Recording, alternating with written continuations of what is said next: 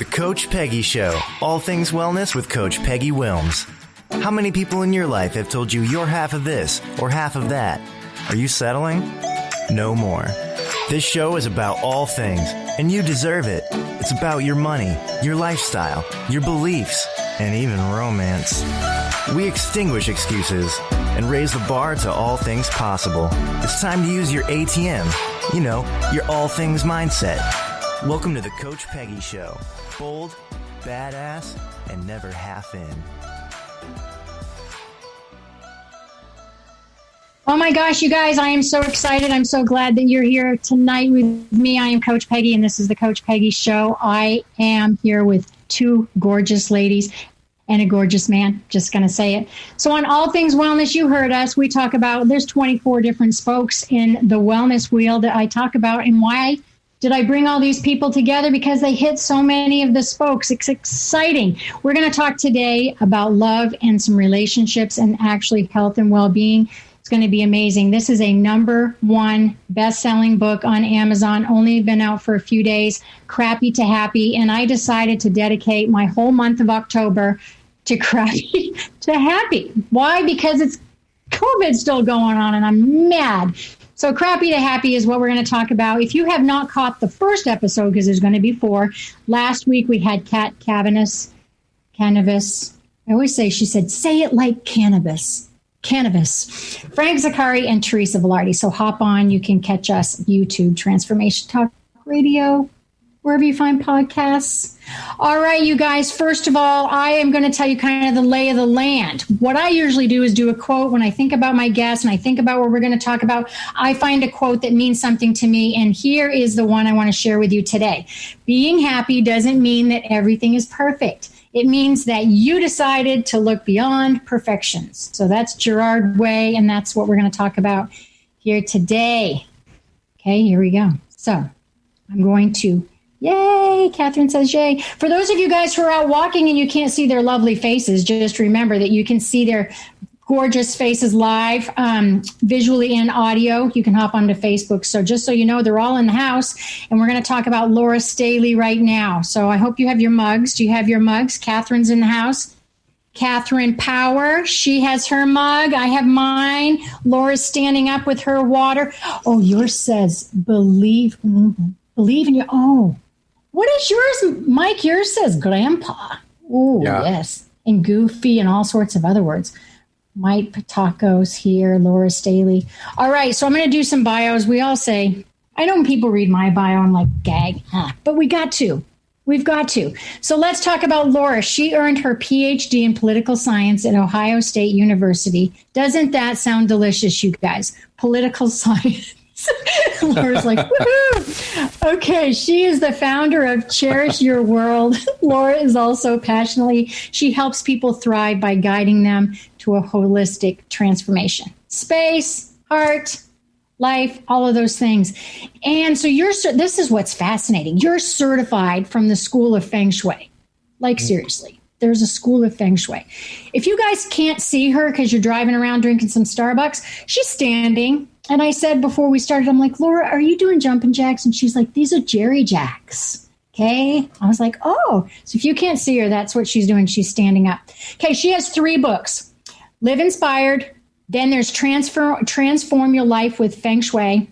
And then there's Cherish Your World with Gift Book of 100 Tips, right? I mean, seriously, 100 tips. And then Crappy to Happy.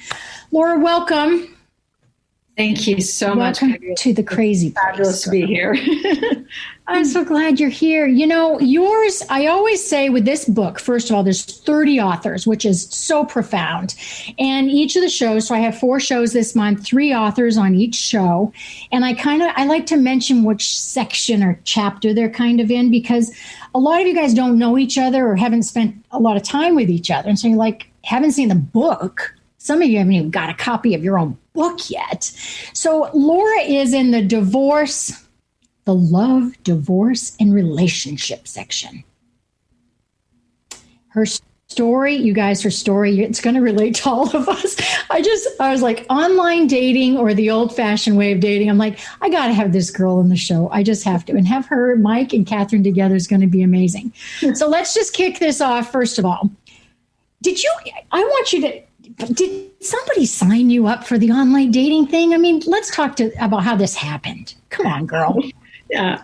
So I was at that, what I describe as that panting stage of, had been single for a while. And I had a friend who said, "Oh, Laura, just get on this. You can do it." And of course I don't know what I'm doing. I really need a Sherpa guide, but I sit down and I think, okay, I'm going through this process, and it asks for my, user. Do you want me to just jump in?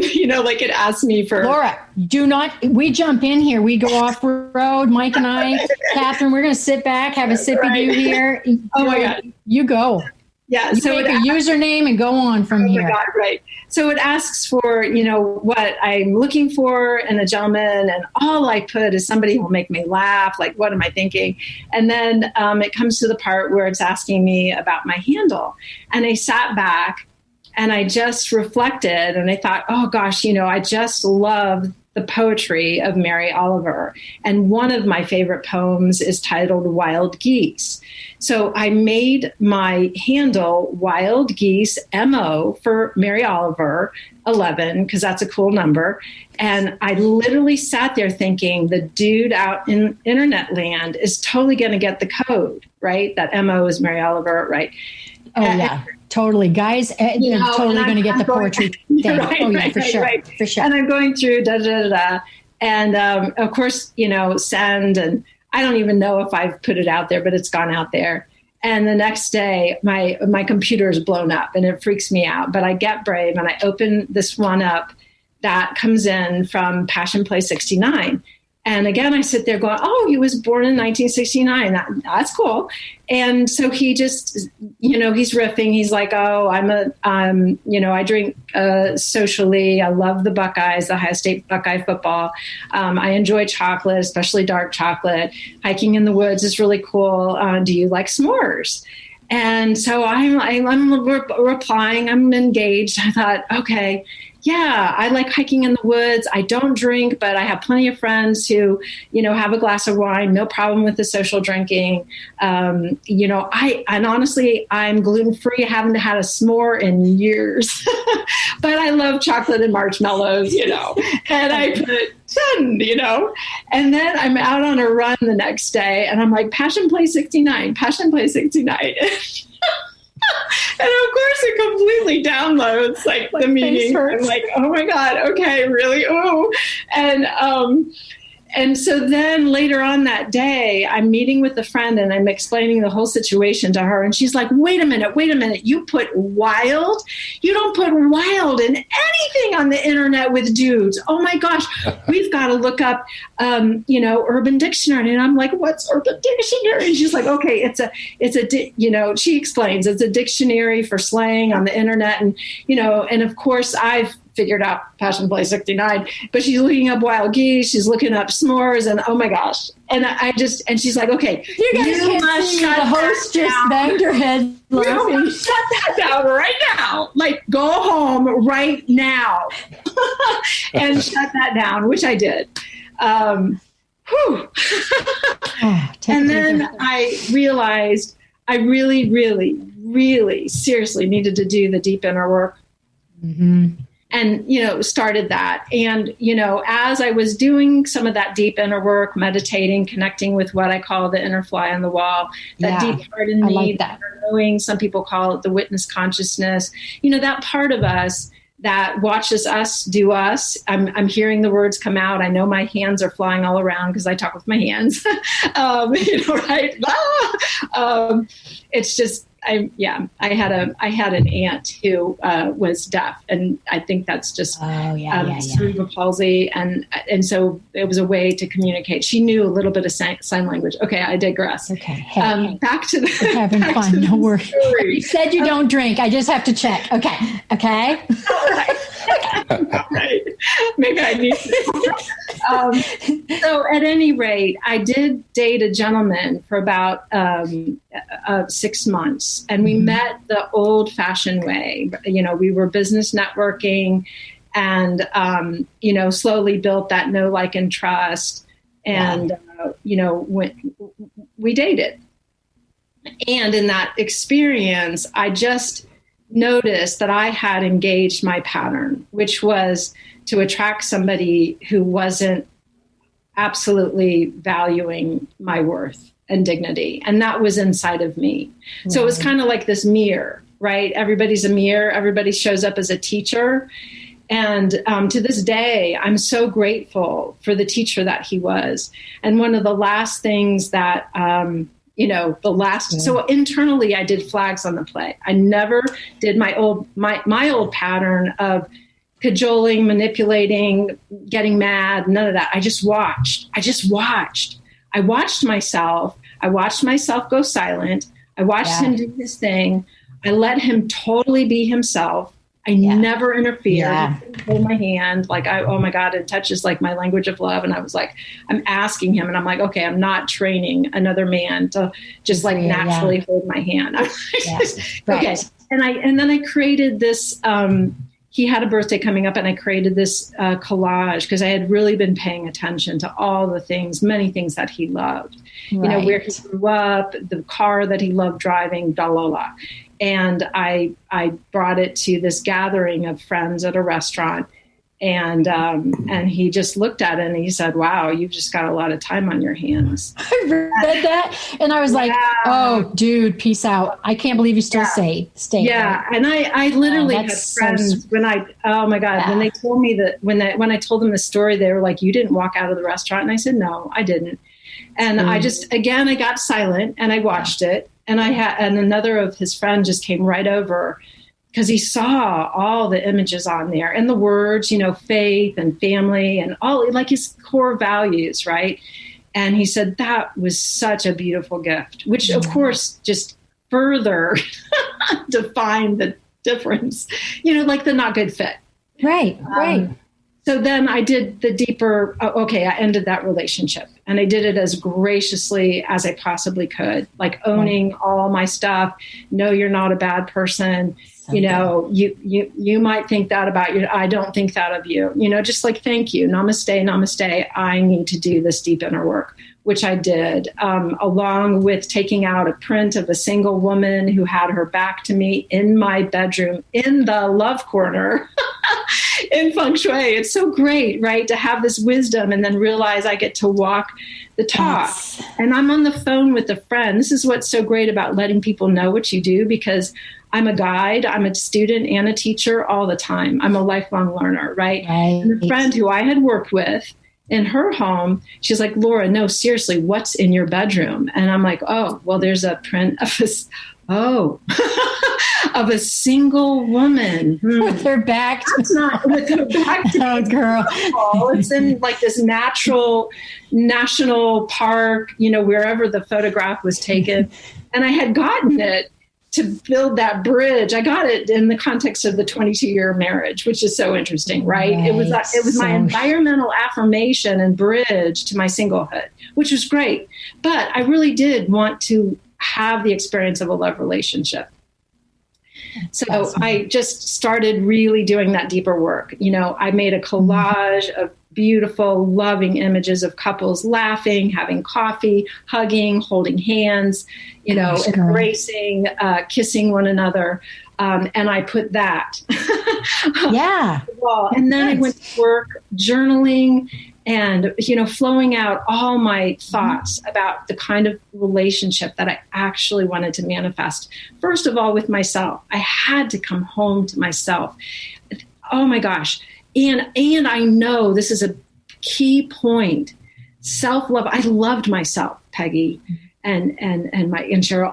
I did, but I didn't value myself. Yeah, and it's huge. Different. Mm-hmm. It's really different. I just at my core felt unworthy. Gotcha. And that's what needed to lift off and transform deep in my soul and my heart. So through this process of journaling, and then I took a transformational workshop and, the harmonic convergence. Yeah. All kinds of experiences, but I was very intentional because I knew I had to become the love and the worth and the value that I wanted to attract. in another human being. So you did that process, and then you obviously found the relationship. How long did it take from this vision-ish type board until you? I'm trying to remember the exact time frame, but it was about, I want to say, it was several months. So from the time that relationship, so about 6 months. Yeah. And the journaling I did, they talked about 21 days to the love of your life. Yeah. Well, not always 21. You wrote it for 21 days. On day 22, you went out and burned it. So you took it pretty literal. I did. Right. I took the advice very literal. I hardly remember what I wrote down. Anyone can do anything for 21 days. Yeah. And for 45 minutes, I set the timer for 45 minutes. Of course you did. Every day, and just poured my heart out, answering these 36 questions. And almost every one I put self-aware. That's cool. That's what I was becoming self-aware, and I really wanted a man who was self-aware. Man, so then I got online dating is just like, I couldn't do it. Cracking. Now, when I ask these two, because we're going right to you, Mike, and we're going to you, Catherine, about what are your thoughts of the story? Is that our takeaway? Is that where we want to go right now? I mean, I know we got some relationships in the house. Mike, what are your thoughts about Laura's story when you heard this? I love it. The whole just valuing yourself. That just says so much, and I think there are a lot of us that don't do that, and we don't even know it. And in order for somebody else to value us, we really have to. It starts with me. It starts with Laura. It starts with Catherine, and even Peggy. So I think once we do value ourselves, and then then it just kind of naturally flows. I think we tend to attract people that value us. Correct. Also. Yeah. Shining the light. Catherine, what are your thoughts? Well, what I wanted to say is I can't wait to read Laura's story, and I really want to do a vision board workshop with you. Because I do have that little man way over in the corner that says find the perfect mate, but that's it. So I could learn a lot from this woman. And I'll tell you, I've been on just recently ourtime.com. And it's like catfish. So I can't wait to learn from you, Laura. I mean, she took feng shui to a whole new level. Exactly. I mean, all I'm thinking of Buddha sitting in the corner, and I'm going, no, I don't want to do that. My bed is face north, and I'm like, gag me. And then okay. So, oh my gosh. Yeah. Well, hey, I love it. You got to catch her story. See, you guys, I love them because they're transparent. They're authentic stories. They're real. You get a little bit of one, and then you can go to the next one. I'm telling you guys who are listening and watching, everybody, it's like chicken soup of the soul. It's like all of those books. It's just, I know you guys have heard that. Mike, are you ready? Because I want to hear your story. Are you ready, buddy? I'm ready. I'm just enjoying listening, so I wouldn't mind just keep doing that. But because I know my story, but yeah, I'd love. Duh, we don't know your story. The world doesn't know Mike's story. Oh, I'd love. Your story is good. Yeah, you start out a little cranky in your story, but you do turn into a beautiful butterfly. Yes. All right. Let me give everybody just a heads up, and I want you to interrupt me if I get this wrong because your bio is interesting. Okay. Mike worked for the California Department of Corrections Rehabilitation for 33 years as a program coordinator, Division of Addiction and Recovery Services, you guys. And then he continued in the drug treatment initiative at the University of California, I believe, San Diego, the Center for Criminality, which is a lovely word, and addiction research. Okay, listen, this guy's faith-based ministry in prison did all that deal. Okay, then he goes on and just says, let's go ahead and get, certified and ordained because you had nothing else to do for a prison ministry of America. And now you're a co-author for Crappy to Happy. And your part, let's just talk about that. You're in part 4 of Change the Heart, Marriage and Relationships. And he's got a little quote in here. Emotional growth is a process, not an event. Yeah. Okay. Now, where do we start with you? Okay. We before we go to commercial, I just want to let you know how much we have about 6 minutes. This is good, you guys. For anybody who's hosting a show, let the males know. And I know this is gender. I shouldn't do this. But let our love bugs who don't really love to talk about themselves know how many minutes they have. Ready, set, go. Mike, you have about 6 minutes. I'm just kidding. Go ahead, honey. Tell us your story. 6 minutes. All right. I got you. Don't worry about it. Well, God, the reason I was so excited to be given the opportunity to be a part of Crappy to Happy, I read, where is it? Chaos to Clarity. Yes. And I know I absolutely love the concept and the transparency. And I really value friendships. I think we all do, where you can really be real with people. The mask comes off. And I just really value that. And we all do. I know that. But then so many people are not like that. And I think us guys in particular love to talk about sports and small talk, but we kind of hide behind that. And with me, I hid behind a lot of satire and sarcasm, and I thought it was just humor at the time, but it was really cutting humor. And my whole thing was I just had a real problem expressing emotions, receiving love, expressing love, and I didn't realize that till I got married.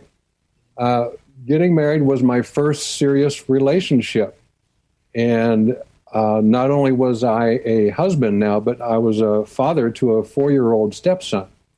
So right away, in very short order, my shortcomings became very, very obvious.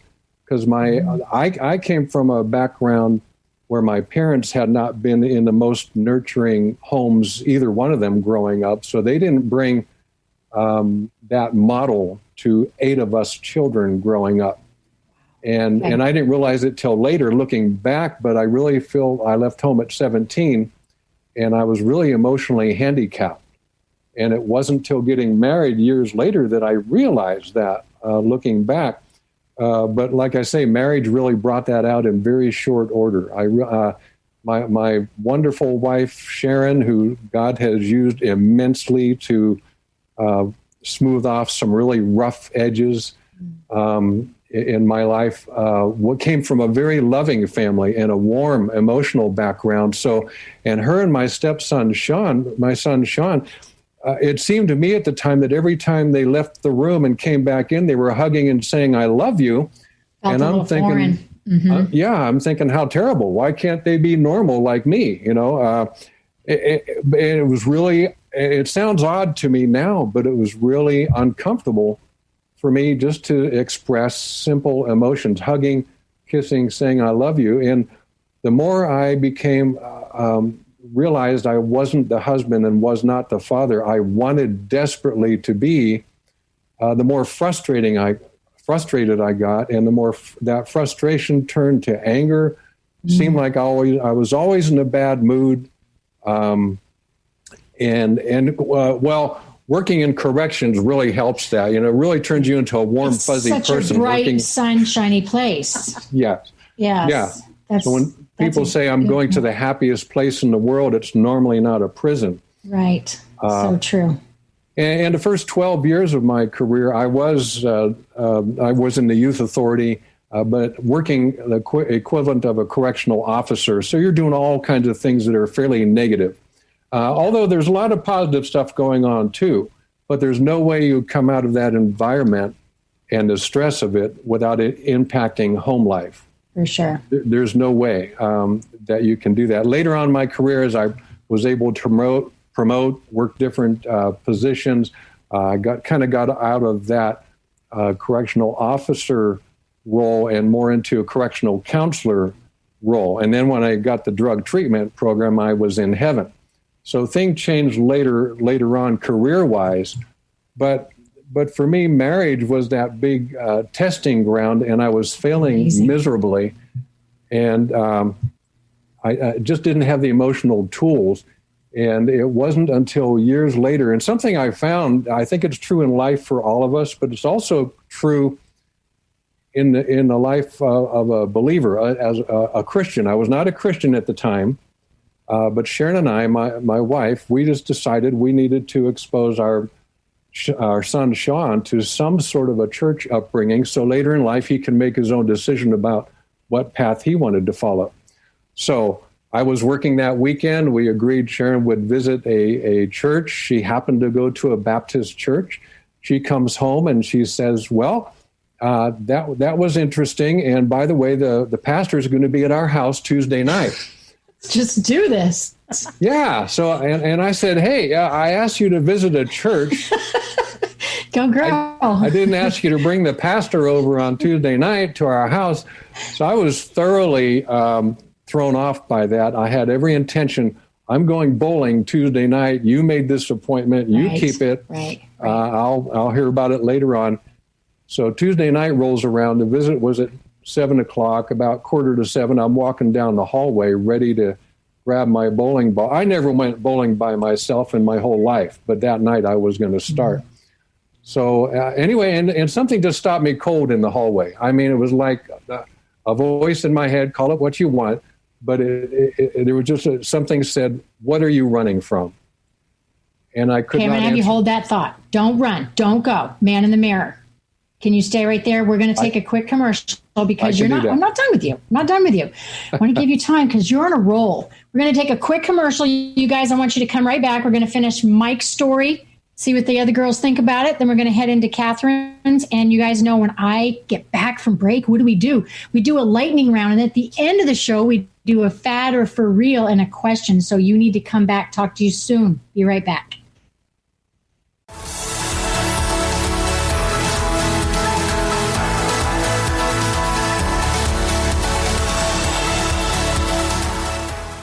Do you know how to achieve wellness in all areas of your life? Hi, I'm Mary Jane Mack. Signs of wellness are a capacity to love and ability to nurture, a sense of purpose, a good sense of humor and plenty of fun in your life, a concern for others and a respect for the environment, a conscious commitment to personal excellence, a sense of balance and integrated lifestyle, and capacity to cope with whatever life presents. Well, people enjoy their lives and want them to last as long as possible. That's why the wellness mindset usually accompanies other constructive, healthy lifestyle habits. By adopting a wellness mindset and behaviors like eating well, taking the right nutrition for the body, exercising, and saying affirmations are just a few things to structure a healthy system of values and beliefs. I will be your wellness coach to help you achieve a wellness lifestyle. Call us at 888-777-4232. That's 888-777-4232. And visit us at MaryJaneMack.com. Miss any shows during the week? Don't worry, we've got you covered. With the free Transformation Talk Radio app, you'll have access to all of the past week's shows in the palm of your hand. Yeah! Tune in to Transformation Talk Radio anywhere you go with our free app for any of your devices. Check out our app in the App Store and Google Play Store today. Tune into 3 Things I've Learned with Susan Dolce every first and third Tuesday of the month at noon Pacific, 3 o'clock Eastern on Transformation Talk Radio. Join Susan and her guests as they share the stories that shift our souls about radical transformations, courageous breakthroughs, and life lessons. 3 Things I've Learned with Susan Dolce. For more information, go to transformationtalkradio.com or visit Susan's website at susandolce.com.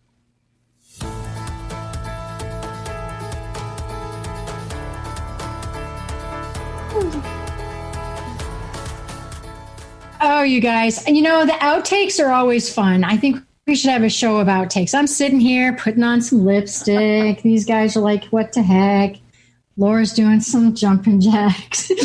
All right, you guys, this is the Coach Peggy Show, and thank you so much for coming back. So we're talking crappy to happy.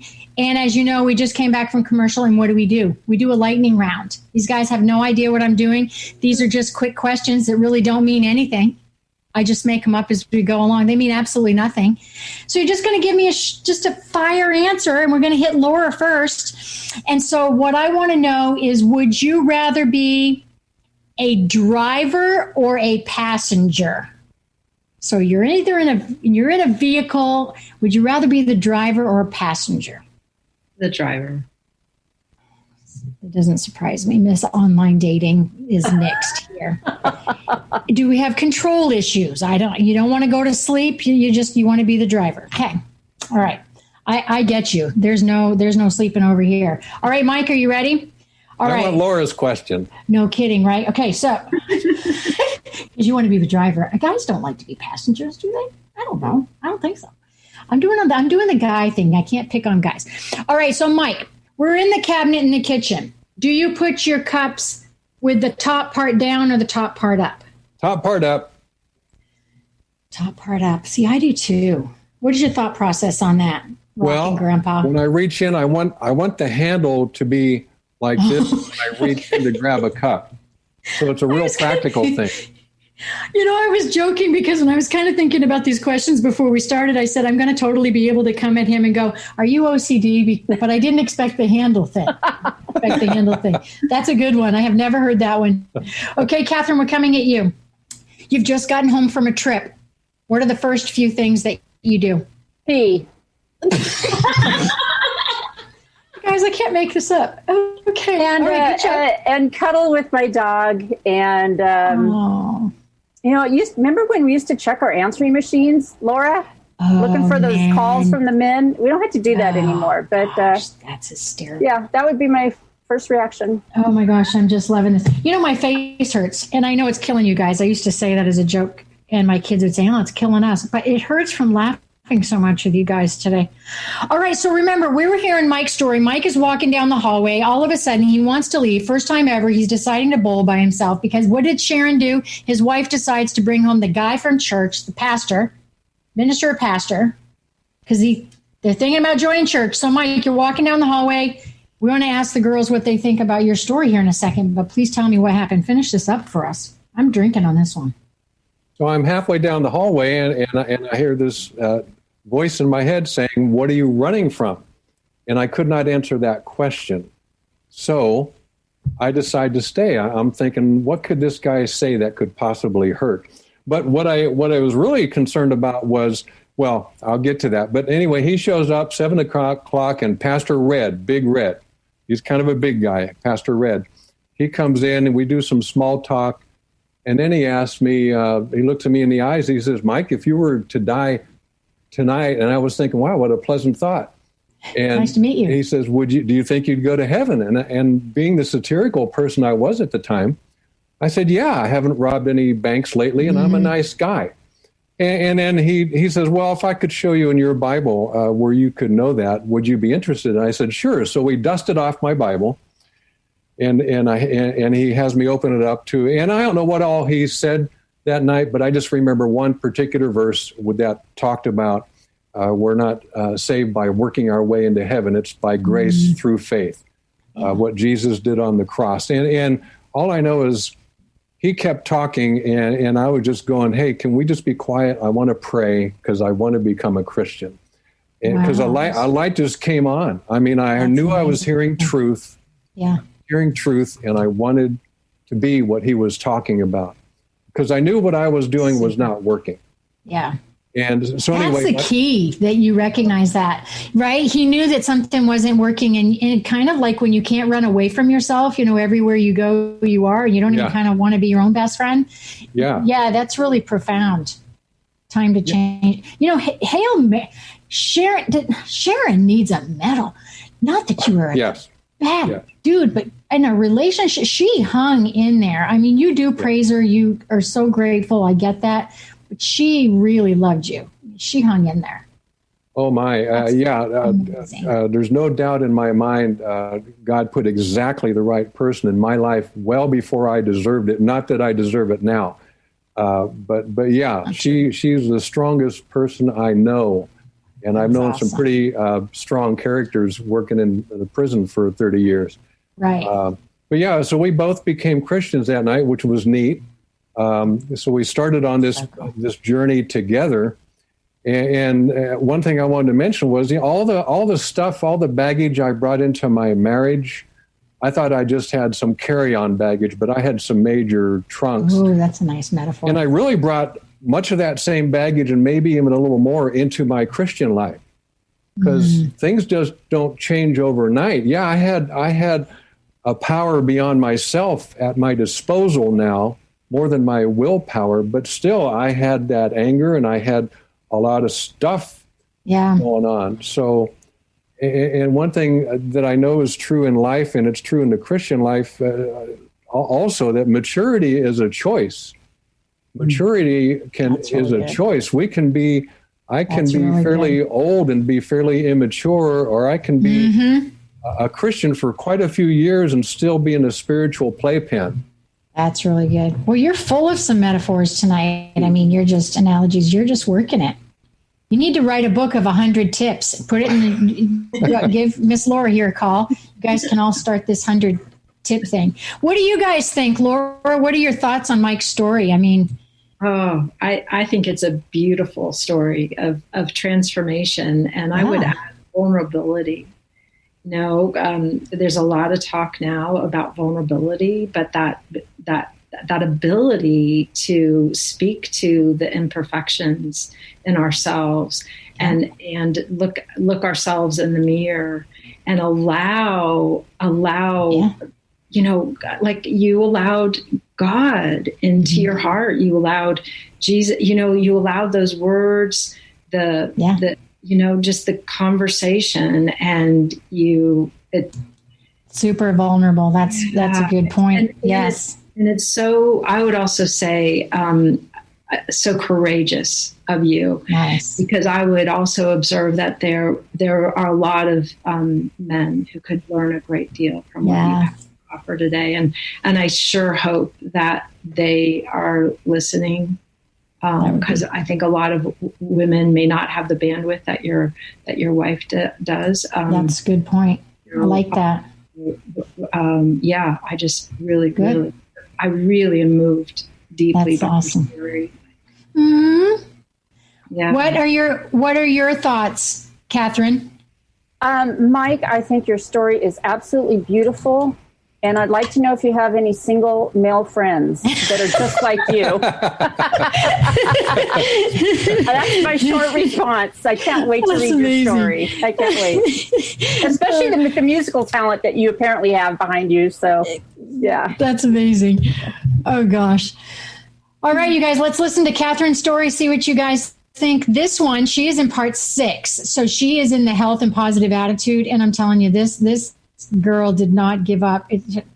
You are going to find a man because you do not give up. I have every hope in the world. Everybody call me, email me, Peggy@allthingswellness.com. I'll do my best. We'll hook you up. Okay. So listen, her quote for today: every heart has a story. Every heart has a gift. Every heart has a voice, and every heart has a purpose. What? Beautiful. Okay. So we're ready to hear a little bit about this lovely gal, aren't we? Okay, This girl, talk about coming from corporate America. That's what I meant, and that's what I felt when I read your stuff. So I'm not saying that you're necessarily in that setting, but when I look at being an experienced speaker and advocate for abused, investigation children, okay, and then nearly 20 years in human resources, community education, community relations, public relations, fund development. I mean, talk about project oriented and making it about others. So, and she's also had to manage her own healthcare. So that's another whole system. Healthcare and medical world, that's a whole nother system. So she's creative and resourceful and passionate. And I want you guys to hear her story, because she is obviously a co-author in Crappy to Happy. So let's go, girl. Let's talk about your story. Thank you very much, Peggy. First of all, I always have to share this because it's just who I am. Happy. She's got a happy thing hanging up. And it's always got to have bling. So, that's just resonates with me so much. But thank you for the introduction. I always like to start off by, the very first breath that I took. I was born butt first. And I always laugh at that because it's like, well, no wonder I turned out all back ass word like I feel most of the time. So, literally breach. I mean, literally, you guys. So I think they called it Frank breach, which my dad's name is Frank. So I thought that was a little ironic as well. But gotcha. So I spent the first couple years of my life with my legs bent up over my shoulders. For the first few months of my life. And, there was a lot of complications and, wearing braces and am I going to be able to walk and et cetera.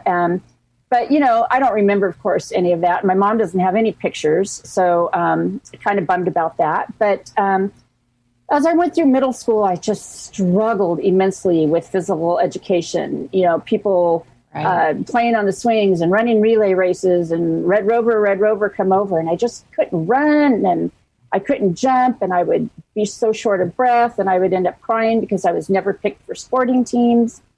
And so finally at the age of 12, because I was in the hospital several times with severe asthma attacks, a doctor diagnosed me with a heart murmur. Of course, I remember that. I can remember the setting perfectly, but didn't have any idea what that meant. So, you know, fast forward through my childhood and my teen years, when I got in my early 20s, I got a job at a local medical center. And I went for the new hire physical, and I failed. And of course, the physical was held in the emergency room. And they said I needed to be seen by a cardiologist before I could get a start date. I'm like, oh, okay. So, you know, what do? You go to your 85-year-old grandpa's cardiologist because you don't know any others. And I went to the cardiologist and they cleared me for employment. So I went through all my 20s and 30s seeing a cardiologist, feeling like crap most of the time, but always having a good outlook on life, but just not able to participate in all the physical things that all my friends were doing, and just really just always knew there was something wrong. I mean, there was something wrong with me. So, you know, moving up into my 30s, I ended up getting married and had a baby. And, you know, I honestly thought that delivering this baby was going to be my death sentence. I mean, it was the worst experience I ever had in my life. And I knew that that just wasn't normal. I mean, I know people have complicated deliveries, but there was something wrong, seriously wrong. So as the years continued to go on, I'm into my 40s now, and I'm diagnosed with heart failure at the age of 42. And then I have a mini stroke, actually backing that one up to about a couple weeks after I was married, had a mini stroke, you know, and the heart failure. And then I have the edema, and then I have all these breathing issues. And then it's like one thing after the other. And I was always fainting, and I was struggling to breathe. And I remember I had a cardiologist that I was seeing every 6 months. So finally, at the age of 55, feeling absolutely like I am going to die, I was working with a life coach, and she's the Yes I Can life coach. And she says, have you ever got a second opinion? And I thought to myself, gosh, here I've worked in the hospital for 20 years. I've had the same cardiologist for 35 years. No, I haven't, because I just really trust my medical team. So I fired all of my medical staff, and I went and got a new cardiologist. And within one appointment with her, she had me in the cath lab. And after I came out of that procedure, she sits down next to my mom and I in the recovery room, and she says, Has anyone ever told you you have a giant hole in your heart? And I just got goosebumps saying it again. Right. And we're like, no. I mean, the voice that came out of my mouth was like a possessed voice. Right. Because it was kind of like not only a shock to hear, but how could somebody that I've been seeing for 35 years not have told me this? Well, obviously, he never told it to me because he never knew about it. Yes. Or never saw it, or never found it, or failed to diagnose it, whatever. Right. So things fast forwarded quite a bit rapidly from that point, and I had to have open heart surgery. And I was actually really excited to have open heart surgery. I think my family was filled with anxiety and fear, but I was like, yes, this is it. I finally have an answer after 55 years why I can't breathe and why I don't have enough oxygen going to my organs. And, you know, I was on home oxygen for several years periodically throughout that time. I had 3 cardiac ablations where they go in and they cauterize the firing of the heart, because my heart rate would go up to about 200 beats a minute and just hang there for like hours on end.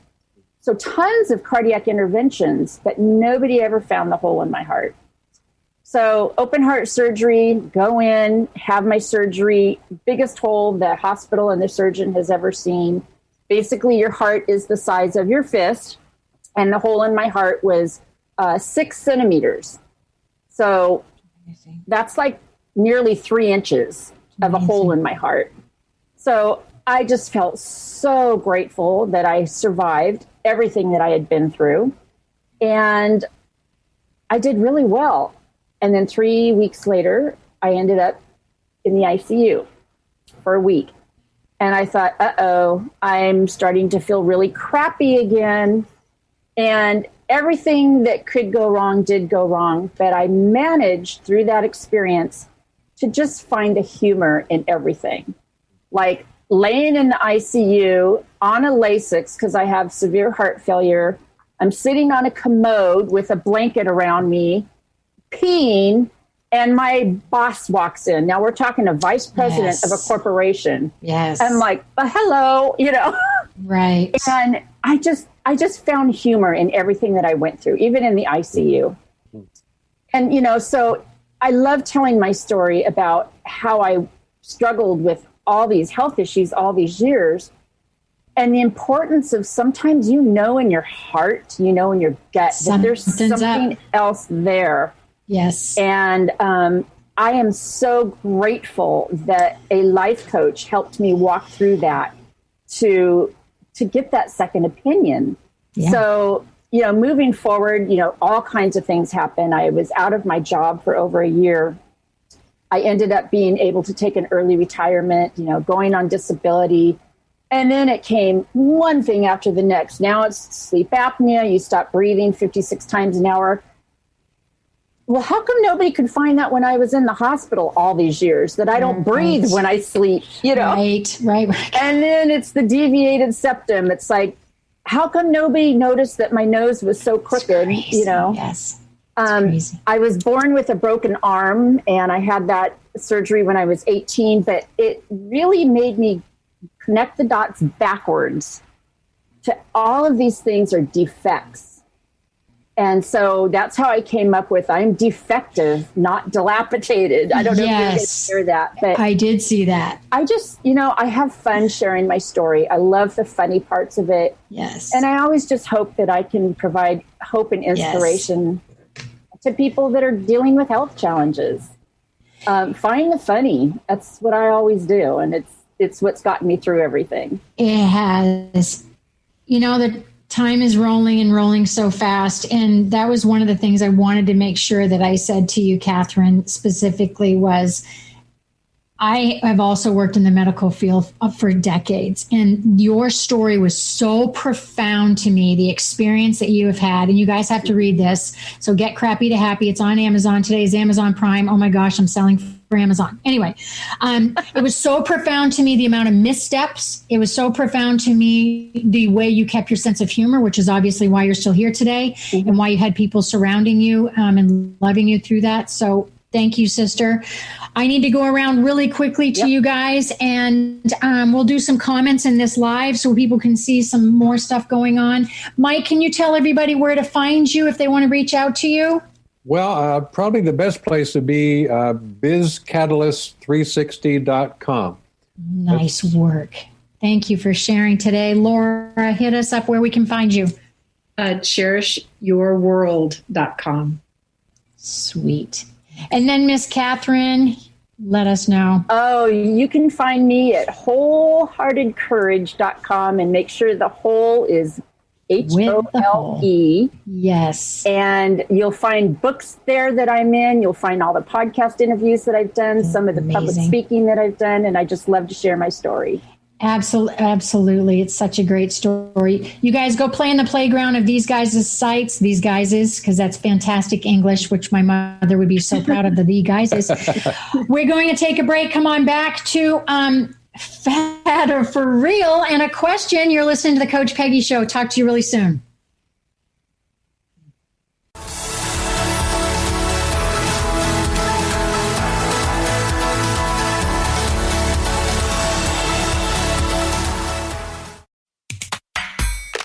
Yeah, yippee skippy to that, baby. We're not done yet. Some of us are out here to educate and inspire. This year, 2020, is the year We gotta show me the money in the cash flow. I'm Dr. Pat. This is the Dr. Pat Show. This is Talk Radio to Thrive By. Visit thedrpatshow.com. We remember a time when you could simply form a thought and it would manifest. The harmony was forgotten, but it is returning now. The Power of Inspiration and Awakening Radio with Juliet Griffin on TransformationTalkRadio.com each second and fourth Wednesday at 9 a.m. Pacific.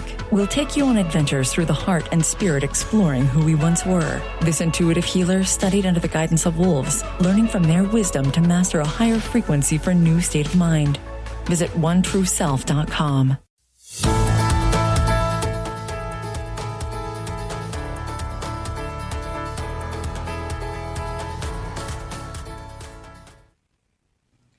Hey, everybody, how are you doing? You are coming back, aren't you? This is the Coach Peggy Show, and guess what we're going to do? We're going to talk about fad or for real. So what do? I usually look at a product, or I look at some sort of diet or something crazy out there, and I give you the gavel, whether it is for real or if it's just a fad. And guess what we're going to talk about today?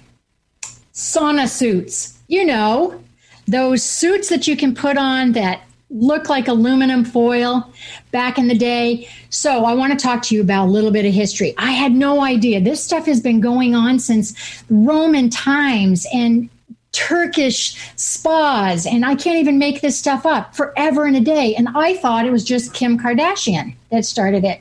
I'm not kidding. 2017, I think 18, couple years ago, where her and her sister, Chloe, it was all the rage, where they were wearing these sauna suits. Yeah, so they could, lose weight. Let's talk about that. So what are the suits made out of? Back in the day, they were made out of rubber. Now they're made out of a lot more like PVC type, materials. They're waterproof, obviously. For those of you who do not know what a sauna suit is, which I would find it very surprising, they actually heat up your body. Some of them 150 to 195 degrees, which is quite alarming when our temperature is 98.6. The intent is to heat up the body, make you sweat. Why? Because when it cranks your temperature, your metabolism goes just like this. They are used, as you know, by wrestlers and football players, to get rid of some of that water weight. That's really all it's going to do, you guys. There isn't any study out there. University of Colorado thinks they got their hand on some that shows you lose some fat. I'm going to argue with it a little bit. I want you to really be careful. Think about a few things. If you have high blood pressure, if you have anything that causes any risk whatsoever, you need to think about it. Feels almost like a heat stroke. So if you're wearing that coat or those pants out there while you're working out at the gym, if you still want to do it, you need to hydrate super. You might need to break up your workout. And just think about the Kardashians. They need to stick to what they really do and stop trying to put this fad, because yes, it's getting the gavel of a fad. That's what I think it is. It is not for real. Please protect yourself and do not go out there and buy one of these sauna suits. Muhammad Ali did it, but okay, do not do it. All right, let's talk about a question really quickly. I had a question a little bit ago that reminded me of this exact fad or for real. So let me hit this, come at you really quickly with this. I had a client years ago. If you've seen my happy hours, I talked about this client. She was a semi-pro swimmer. She absolutely did not want to cross train. And I pulled her out of the pool and I said, girl, got to cross train. So I remember putting her on the elliptical machine and trying to really push her intensity. Good trainers reach across, push those buttons. And she hated it. Pissed, hated me. We, long story short, learned that what I call the crossover, when you're on land, because remember, she was a swimmer. So when you're wet, you don't notice you're sweating as much. You guys know that. But when you're on land, what I call is the crossover is some people just don't like to sweat.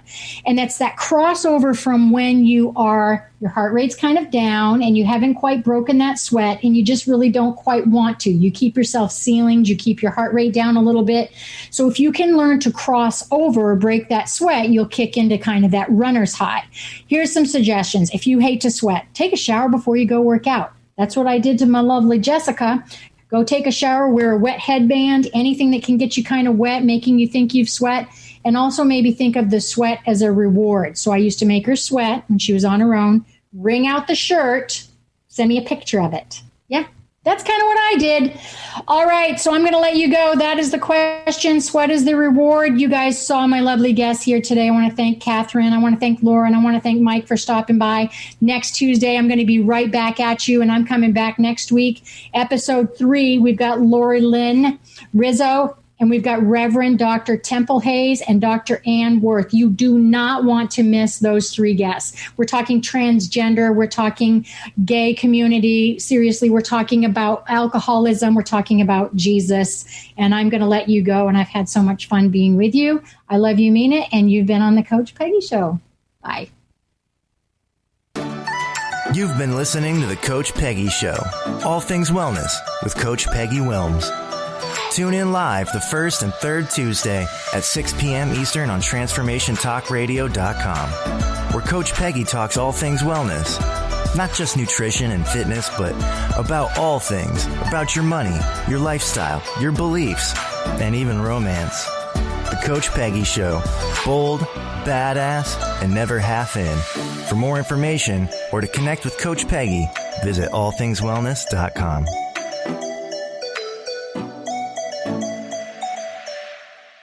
Views expressed on this program are those of the host, guests, and callers, and do not necessarily reflect the views of the station, its management, or advertisers. You're listening to Transformation Talk Radio.